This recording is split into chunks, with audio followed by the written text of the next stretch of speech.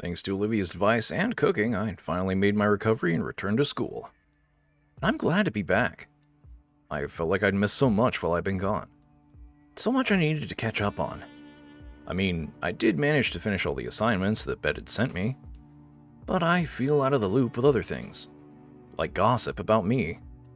Damien tried to give me the rundown of it all during PE. I'm still in shock over how bad some of them got. Up to cartel drug running and FBI's most wanted. I don't think that's even possible in just a week. The end of class bell rings throughout the school, signaling the start of lunch. As everyone in class is packing up their things, Mr. Yodikin speaks up. All right, everyone, make sure you complete the assignment by next class. You all have a wonderful rest of the day now. Oh, and Inko. I stop the mention of my name as I throw on my backpack. Could you wait a moment? I have something I wish to speak to you about. Yeah, of course. Olivia looks back from the classroom entrance, waiting for me. Don't wait up on me. I'll meet you at the table with the others. With a shrug and a nod, Olivia wheels herself out the door and down the hall. Everyone else leaves the classroom until it's just Yodikin and I. Please, have a seat. I take the seats closest to Yodikin's desk, putting my backpack down as well. Mr. Yodikin himself gets out from his chair and walks around his desk, leaning against it.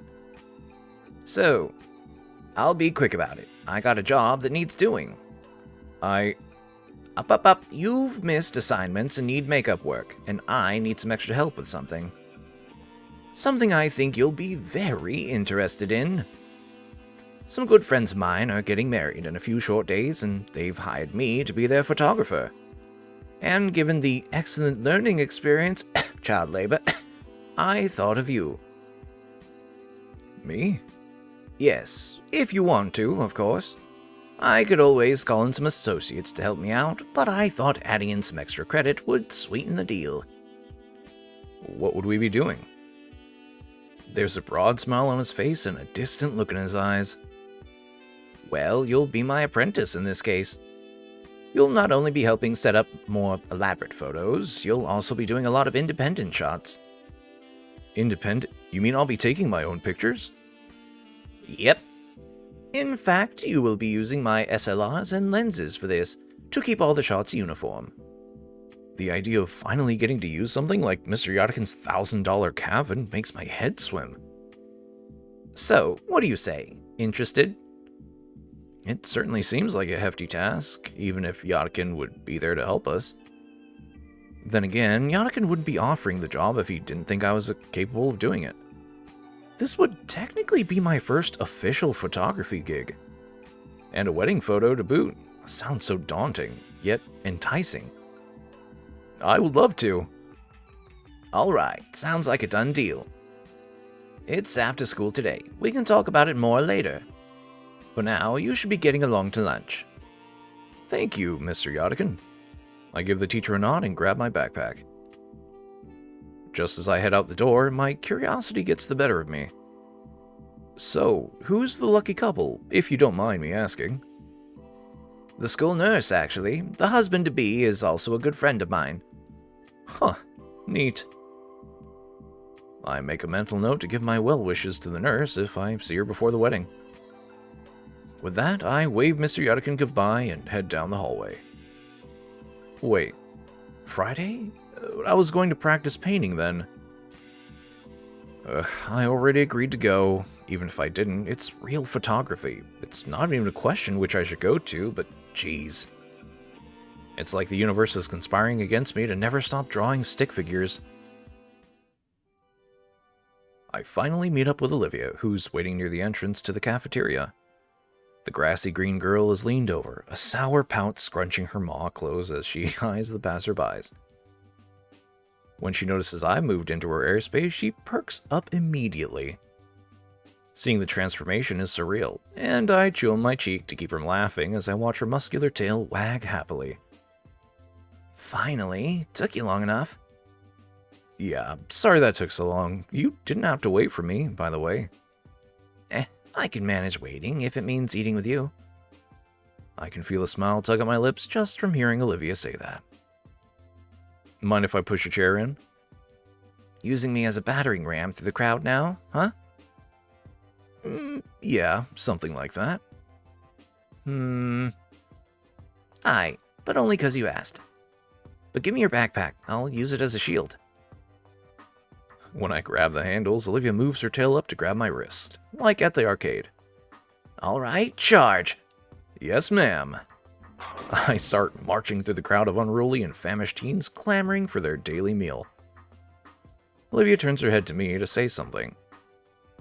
So what happened with Yadakin? You in trouble for something? Huh? Oh, nah. Yadakin just had a proposition for some extra credit. Really? What is it? He wants me to join him at a wedding and help out with a photo shoot. Says he thinks it'll be a good learning experience. Oh, well, that sounds pretty interesting. Did you take it? Yep. Could be a good way to hone in on what I know. Plus, that extra credit can help make up for the time that I was sick. You mean when you nearly overdosed on that cough syrup cocktail you made? Yeah, that. Wait. Huh, what? I didn't say anything. Crowd's too loud here. The baryonyx chuckles to herself. I'm left rolling my eyes, letting her claim victory in this exchange. By the time we've got our lunch, it's a simple matter of locating Damien and Liz by the telephone pole neck. For whatever reason, they're at a more sequestered table today, and when we arrive, it's pretty obvious why. Took you too long enough? Yeah. I expected more from Olivia. Something more graphic. Instead, Olivia rolls herself the rest of the way, taking her designated spot at the head of the table. I take the spot adjacent to her, all while keeping a wary eye on the pink Parasaurolophus. It seems like Mia's rage against me has simmered down over time, but that air of uncertainty and uneasiness still wavered around her. The best I can do is act friendly. Hey, Mia. Is there something you need? Need? Nah, just here to catch up with my good pal here. While the red-scaled menace turns toward Olivia, her own eyes remain locked on her soggy chicken she's eating mechanically. I thought you were asking Liz for her homework, though. That too. Alright, here guys. A pair of soda cans are rolled down the table, and I think Raptor Christ I'm able to catch both before they ram into my tray of questionable lunch meat. You guys were taking a while, so I grabbed the drinks today. No, you didn't. Mia gave those to you? Well, she did it because I thought about doing it. She's trying to bribe you for the math answers I helped you with earlier? Lizzie, I can't believe you would imply something like that about me. But it's true. Hey, free soda is free soda, man. At any rate, real reason I'm here is... Say, Olivia, you leave your phone at home or something? People are trying to contact you all day. Oh. Olivia pulls her phone out of her jacket pocket. I catch a glimpse of her wallpaper, a comical portrait of Guts that she'd probably doodled. Yeah, I ran out of service for the month. What the hell? You don't got a proper monthly plan? I got more important things to be doing than this, you know. If they want to see Olivia so bad, why send you and not just show up themselves? Shut it.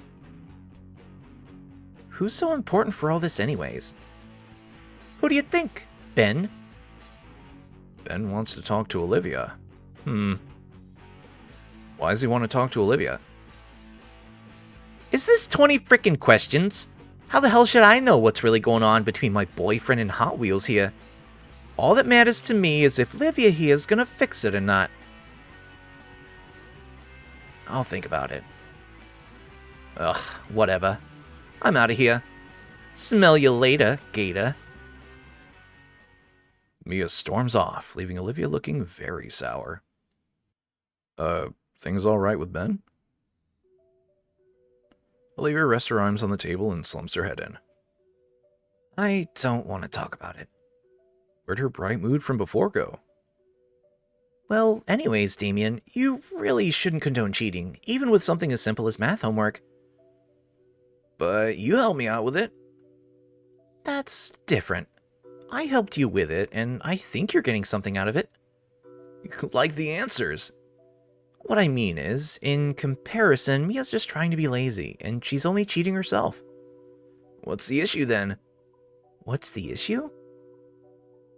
Yeah, I get free soda, someone you hate tricks herself into staying stupid, and everyone thinks they win. It's great. You scare me sometimes, Damien.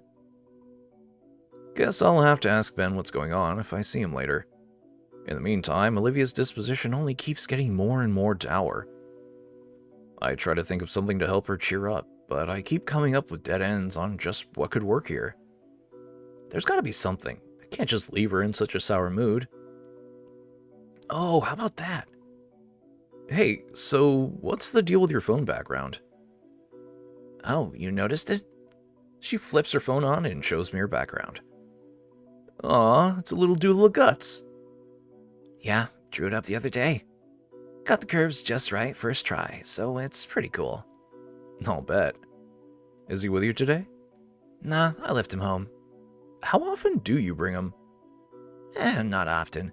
Maybe once or twice a semester, and even then it's just when I'm bored. Although once he was just in my hoodie when I left for school. Unexpected? It was. Here, I got some pics saved. The screen displays a small creature sat atop a desk with its skinny tail clutched to its chest tightly. I don't know why, but he holds his tail like that all the time. I feel Damien and Liz hovering behind me, their eyes locked onto the adorably fat creature on the screen. I don't know who coos, probably Liz, but Olivia rolls her eyes and swipes to the next picture of the cute pet now in a transparent ball and looking confused. For the remaining minutes of lunch, we just sit huddled around Olivia's phone, entranced by her sweet little rat as it did the most mundane things. Yet, Guts' method of doing them was way too undeniably cute, and that's what really got us and made time fly faster than we could even notice.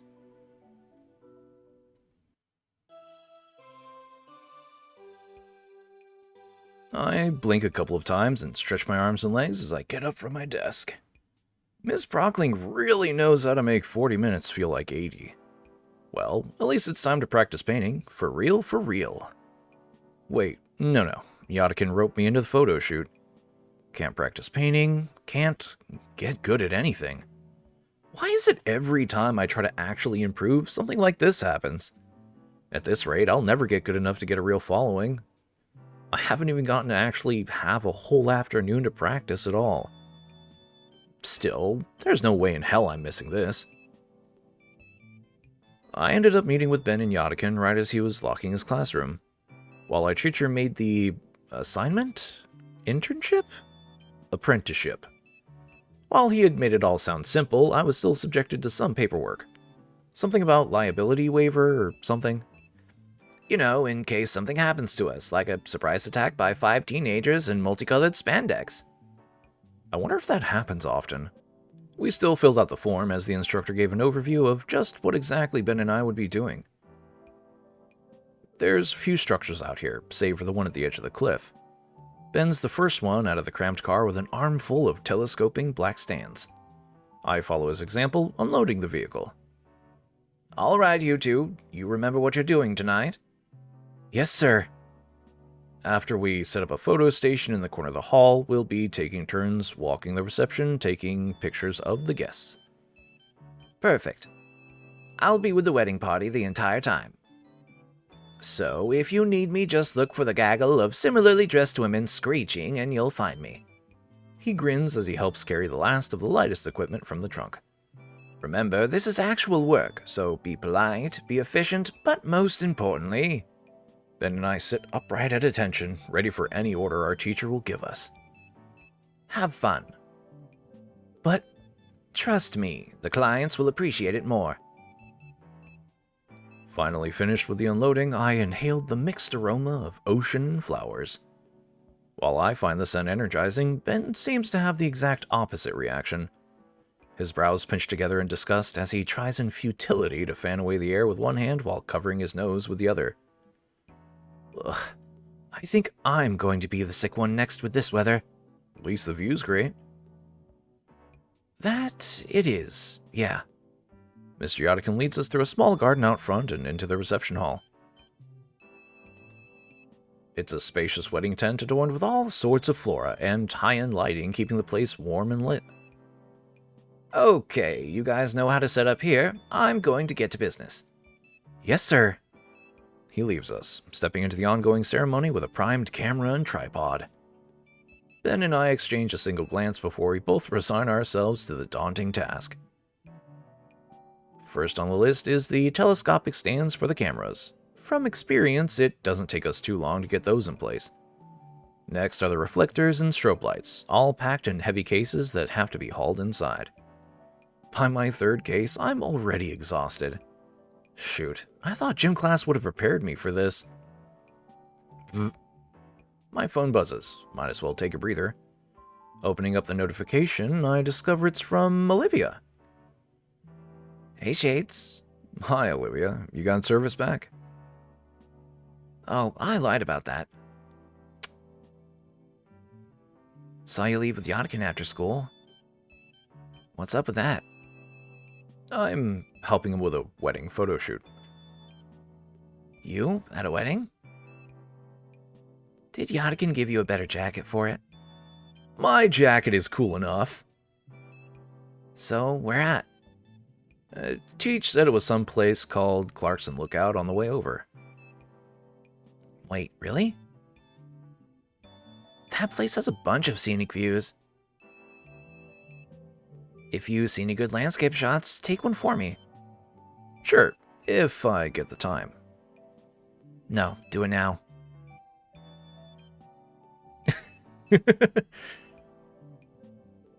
Cute and threatening message received. Jeez. Well, this is a good spot as any. The sun's starting to set, so it does make for some pretty nice atmosphere. Maybe Olivia wants to paint another landscape. In the distance, I see a few sailboats and yachts. Further beyond, a freighter or two. The seas sure are crowded these days. I take the picture and send it over to Olivia. Thanks. I can't picture thanking me like that in reality. The thought alone of her doing something in so sweet a manner. Inko, this thing weighs like 80 pounds. I'm not doing all the work. Oh, right. I let my camera hang loose around my neck while assisting Ben with setting up the last of the standing reflectors. Setting up meant not only the cameras, but a large chunk of the incomplete decor prep. Which meant carrying out loads and loads of heavy cases, loaded with strobes, reflectors, cloth sheets, and so many telescoping pole stands. Following his instructions, Ben had set up a small red carpet path leading to a glamour shot station. And meanwhile, I was finishing making sure the marked out spots within the room had the right combination of flash strobe and door reflector. By the time our teacher had come back, I'd just placed the final light in position. As guests start walking down Ben's handmade path, I skirt along the edge with my borrowed high-end camera. The DSLR's clicks are muted compared to the chattering guests, and while I think I managed to catch some decent shots, I'm just not really feeling it today. Is something wrong with me? And voila! Ben was having a much easier time working at the makeshift studio we'd built in the corner. Couples would simply walk up and stand before the backdrop of the massive window to the cliffside and ocean. And Ben had the brilliant idea to not only set up Yodikin's lone camera, but also his own, so he'd capture the couples from 2 angles at once. He looked happy with each and every shot he took, and the people always chatted it up right after. And here I am, doing my best not to scowl as I look over the blurry shot I'd messed up. Blurry because my hands are shaking. I guess I'm nervous. I hadn't noticed till now that my main messaging app had been going off. So is it going well? Hardly. I think Ben's turning it into a competition. Are you winning? No, not really. Beat him for me? That wasn't a real message. I try to ignore my phone for now. I don't think anything will calm my nerves at this point. That feeling of anxiety only grows as time marches on. I can't seem to get any one picture just right, and Ben zooming around as efficiently as he is isn't helping. Well, that's not all. Olivia's messages are just throwing me off. Just break his flashing stick thingy, lol. Then his pics will be super dark. How out of date is Olivia to think we still use flash pans? Or lock him in a bathroom or something. I don't think that's sportsmanlike or legal. Oh, I just remembered I need another pic. Can you try shoving him into the wedding cake and taking a pic of him smashed on the floor? I need it for, Muse. That. Do it for me? Come on, that's just violent. Just barely within my peripheral vision, I spot a perfect shot of an older couple, the parents of the groom, I believe. There, that's a good chance. I bring the borrowed camera up, look through the viewfinder, and see that the parents have already moved away and into another group. The camera slips from my grip, but luckily the neck strap holds it safely against my chest. Okay, I need a break. I find an appropriate place to sneak outside and go around the building, slumping down against the brick siding. It's really twilight now. The ocean's reflection of the sun is getting very close to meeting the real thing.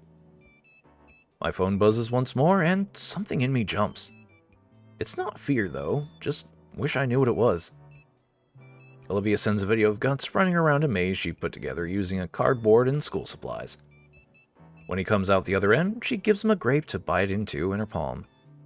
Ah, I was never really fond of rodents, but seeing Olivia's videos and little doodles is really starting to sway me. There's something about seeing Olivia have such a strong bond with Guts and caring for him that warms my heart. It's hard to believe that this is the same girl that used to give me nothing but icy stares when I first met her. I'm glad she feels comfortable enough with me to let her defenses down and be herself. As I continue snapping shots, my trek around the hall to find good photo ops leads to the stage where the DJ once was. Shame that I didn't get any good shots of him while he was here. Maybe Ben got some decent pictures? Looking through the camera lens, I see that there's a gentleman sitting on the steps that lead up to the stage, finishing off a cigarette. There's someone over on the steps taking a deep drag of cigarette and blowing the smoke up towards the window. A truly iconic display of suavity. Before I know it, I've taken several shots. He seems like he wants to be left alone, but he doesn't mind. Hey, kid. At least get my good side, will ya? Oh. I step closer, readjusting my camera settings and scrambling for an explanation. Sorry about that. I was unsure if you wanted the attention. It's alright. People say I got a kind of resting bitch face. Though I can't lie, I'm pretty exhausted, kid. Especially after I had to carry the new missus down the aisle all the way to the car. Ah, so this is the groom. So, you gonna take a photo or what? Oh, right, sorry. As I raise my camera, the groom takes a thinker-esque pose, taking a drag from his cigarette. After a few clicks and a couple of slight adjustments to my position, I believe I got some pretty good shots in there. There we are. The groom blows out a plume of smoke from his mouth before leaning over to see the captures. Smells like a Vegas hotel. I give the groom time to look at each photo thoroughly before moving to the next one. These are pretty good, kid.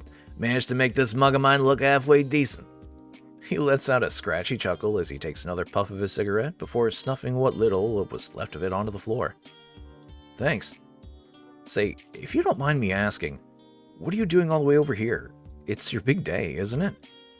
As the groom lets out another plume, he's already begun to dig up another cigarette.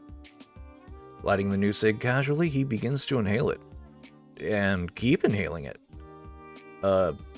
He holds up a finger as he continues inhaling, until the cigarette is finished and he finally exhales a stream of lung cancer slowly over the course of 30 seconds. Sir? Course it is. Just having a little rest is all. I mean, this has been the happiest day in my life, but it's tiring as all hell. The missus is certainly having fun, and yet in a few hours we'll be in our new, no longer bachelor pad. I'll be listening to her as she moans about how sore she is. The groom lets out another plume of smoke, this time through his nostrils. But hey, if that's the price I gotta pay, holy matrimony and all that jazz. Definitely feels like the groom is laying it on a bit thick to who is essentially a stranger to him, and yet, I can understand what he means. You know, you've been going around the whole reception snapping photos. Why don't you take a break too? He motions his hand to the nearby stage as an available seat. I settle myself on the stage as the groom then fiddles with a small packet. Looking closer, it's a still sealed pack of cigarettes. Trent told me a bit about you, you know. Who? Your camera teacher, whatever he's called at your school. Says you're a good kid and all, though a bit clueless. Hey! The groom lets out another guffaw as he cracks open the pack of cigs and plucks out a fresh cancer stick. His words, not mine. How do you know him? We've known each other for ages. He actually helped me meet the missus. Funny how that works out. Whoa, Mr. Yodikin was your wingman. He always hated how I told him that. I'd given him a lift to some field trip he had to chaperone. Don't know why, he could have taken the school bus. But as soon as I got there, I met the rest of his coworkers, including my would-be wife. Tarot prick tricked me into also chaperoning too. Said I could use the time to get to know her better. Jeez, maybe I should be asking him. Well, no, I can't. Can what? Nothing important. Have a teacher tell you how to court a lady friend, right? Hey, no. Another one of his students. Your classmate, yeah? It's not like that. Ah, come on. I know you want to talk about girls. That's always fun. Humor me a bit. She's just a good friend. The words taste bitter on my tongue for some reason. Sure, kid, sure. We've got a few more minutes of quiet while Bridezilla and her maids of murder fight over that bouquet. I quickly glance over to see a woman twice my age wielding a folding chair like it was a battle axe. Trent can't help you there, but I can. So this good friend of yours, what's she like? Well, it's a bit of a complicated history. Oh? I mean, when I first met her, she was very cynical and sarcastic. Well, she's still sarcastic, but in a lighthearted way. Even with her friends, she was a little distant. But when she's painting or gushing about some franchise or obscure anime, there's this unashamed excitement and passion in it. I haven't met anyone with that kind of energy before. Once you get to know her, she's just nice under it all. That everything? Well, yeah. I think she drew me carrying her once. Well, shoot. He slides the ring off his finger and holds it up to me. You want this? Sounds like you need it more than me. Kidding, I'm kidding. But dang, sounds pretty cut and dry to me. Never had a crush before. Not on anyone I know personally. Your folks together? Yeah. They love each other too, yeah? Yeah, I guess they do. You guess? It's complicated. They're around so little, I don't even know what their love looks like, how they interact, if they even love each other at all. They never told me their story, why they're together. Anything that would prepare me for the future was outsourced. As far back as I can remember, whenever my parents weren't around, there was always a screen nearby. And they weren't around often. I've always had that little electronic friend in my pocket telling me how great I was at everything. That's been my only help to get through life. All the best ways to have the best friendships, hobbies, romance. But it feels worthless now. I'm not prepared. I don't even know if what this is love. This guy seems to think so, though. He'll help me out. I see him putting some words together now. Let me give you a little anecdote, kid. The groom finally lights the cigarette, though this time he's slow to puff on it. See my beautiful bride over there? He motions with the dull ember of his smoke to where the bridesmaids were still violently wrestling and the bride acted as referee. Even if we had never met and this was a happenstance meeting, I'd see her over there. And I just know I love her. Yeah? Yep. Is that it? Yeah. Aren't you trying to give me a little push? Convince me I like this girl? You're the one who wanted advice. There it is. I thought you were going to go on a bit more about love. Why the hell will I give a speech about love? I know what it is. You know what it is. But there's no groundbreaking advice that'll make everything make sense, and you don't need me to convince you. You're just looking for reasons to not believe what's right in front of you. Oh. Break's over. Gotta run. The man gets up, dusting off his pants and flicking the cigarette butt into the trash.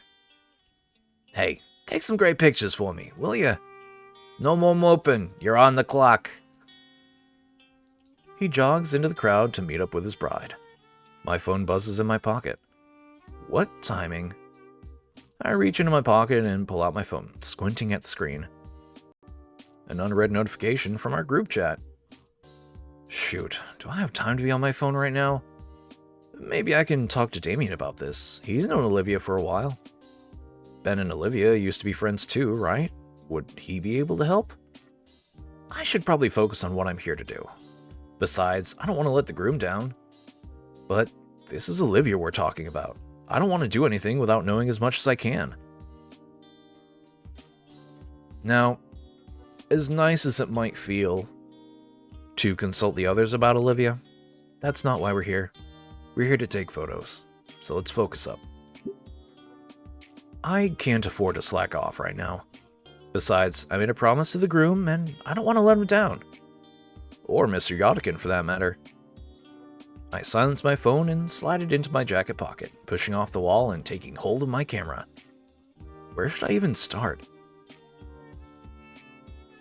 I think I have a few ideas. With the groom's words still ringing in my ear, I find a second wind of sorts. I can't really understand it. I feel like I'm already picking out prime shots from just scanning over the hall. While Ben has continued his more autonomous, rapid-fire approach with the staccato clicking of his snapshots, I've been singling out couples in their own moments, just scattered throughout. I think some of them have even noticed, seeming to maneuver themselves out of the parasaur's view. Young man, over here. An elderly dino catches my attention, waving me to her table where she and her family are sitting. We need a good Christmas card photo, if you would be so kind. Of course, ma'am. The large group moved to one side of the table for me, smiling sincerely at my lens. The first shot seemed perfect, but for their sake, I make sure to take a couple extra. Thank you. Do you know how long these will take to be developed? The photos should be developed fairly quickly. We'll be sure everyone gets these before the end of the month. They smile and nod, letting me return to... Don't forget us.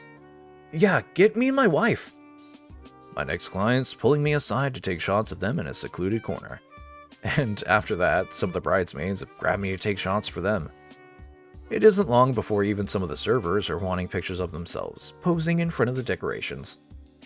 Somehow, I'm able to squeeze my way out of the mayhem and make my way towards the back of the venue in order to get some much-needed fresh air. Shortly after, I noticed Ben doing the same thing, though he manages to do so far more gracefully by talking his way out of whatever requests the wedding goers have for him. Makes me wish I was better at communicating and asserting myself in these kinds of situations. Ben takes notice of me and approaches at a very casual pace, with no one else seemingly taking notice of him. Taking a breather? I just give Ben a nod of my head, causing him to smile and adjust his glasses with his index finger. Well, the wedding's almost finished, so the worst of the workload's behind us. That was a good... Ben checks his phone. 8 hours? Jeez. Man, yeah, my legs are starting to hurt. You're telling me you don't even have a tail. How do you think I feel? We sigh together. It's the first bit of silence we've had in a while. Across the room, the bride slumps into a chair, trying to kick her heels off. The groom sees me and shrugs a bit, smirking. So, how are you feeling about the pictures you've taken? I think I'm pretty confident in mine. Once you have the right equipment, it's just a matter of socializing right and getting the right shots for these sort of events. I'm satisfied. You? Honestly, I'm not sure. I've been taking all these pictures, right? But it's like... something's missing. Missing? You make it sound like some grand art thing. I know. Back across the room, the bride motions to her new husband. It looks like it's the time of night for him to carry her out in his arms like in all the movies. She was probably not expecting those slick moves to position her on his back like a child. He laughs to himself while she pouts loudly and holds onto his hair to keep balance. It looks juvenile, honestly, as the bride taps at the exhausted groom's head with balled-up fists. But he's laughing. A laugh so infectious that her pout is replaced with the delighted giggles of her own when he finally catches her hand in his and just holds it. Once again, they're talking, and the bride is melting into putty at his quiet words. For how menial it is and how crude that guy was earlier, that understanding and genuine playfulness between them. Without a thought, I'm already looking through the viewfinder and making the focusing adjustments for the perfect shot. The shot is cheesy, but sincere. They both look beyond tired, their clothes showing the wear and tear of the night and their body language screaming their need for sleep. And also, the smiles they have as they try and look at each other in their awkward positions speak metric volumes of just how happy they are after it all. Why'd you do that? Huh? Do what? You took a picture just now. Did I? When did my finger get placed over the shutter button? I guess I did.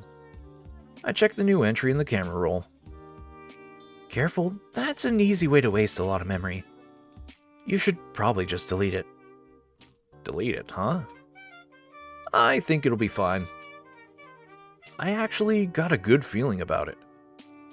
It seemed pretty natural, you know? Ben rolls his eyes. If you say so. Before the parasaur turns to go back to his assembly line photo taking, I grab his shoulder. By the way, Ben. Mia stopped by our lunch table earlier today to complain to Olivia. Oh boy. Said you were trying to call her, but was upset she wasn't picking up?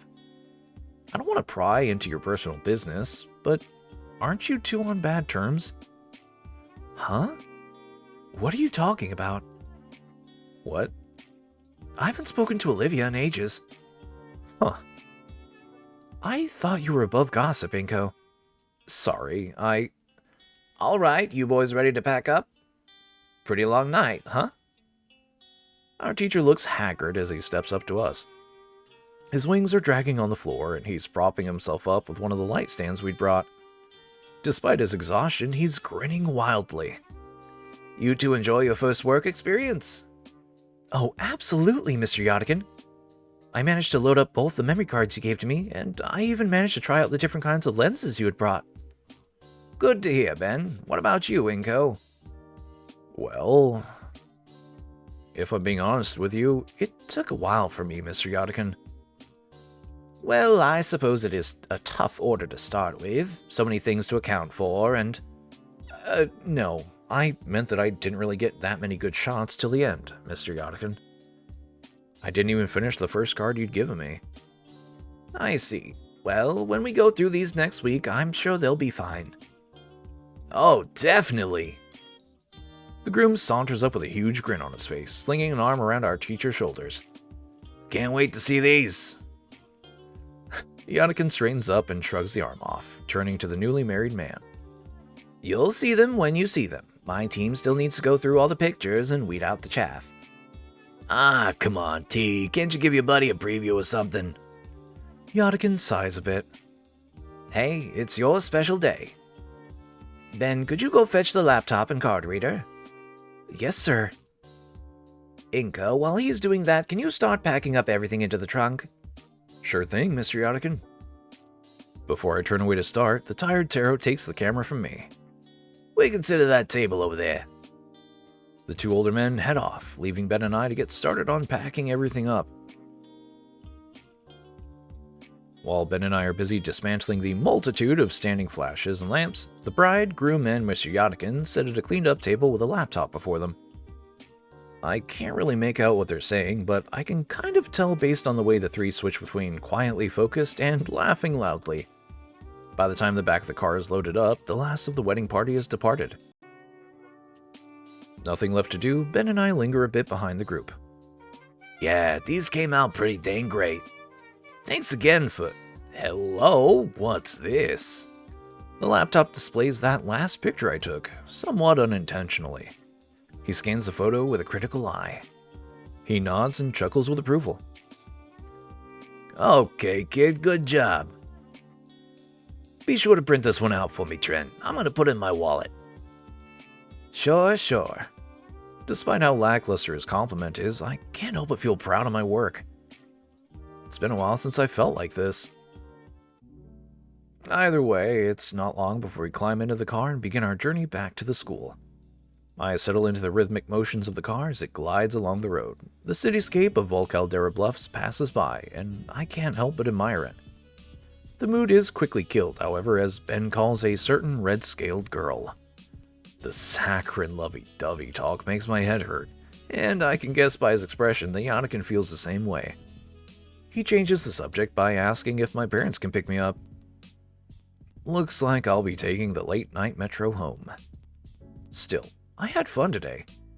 I bring out my own phone, noticing the half-dozen messages Olivia had sent while I was busy. See.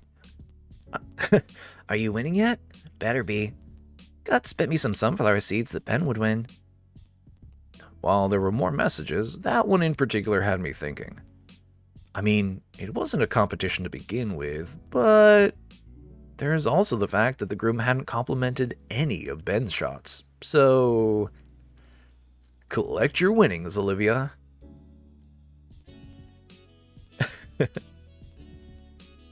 Good job, Agent. You deserve a reward for your hard work. Reward? What kind of... Oh my. Would she really? She knows that I'm with Ben and Yodikin. The interior of the car feels a few degrees warmer as I wait with bated breath. Ingo, you okay? You're breathing pretty hard. Fine, perfectly fine, just, car sick. I make sure there is absolutely no way except me can view my screen. As extra protection, I dim the brightness of it to the point that only I'd be able to see a thing in the darkness of the car. Finally, Olivia's text comes through. I hold my breath before opening my eyes to see... Number 1, big boy. Right.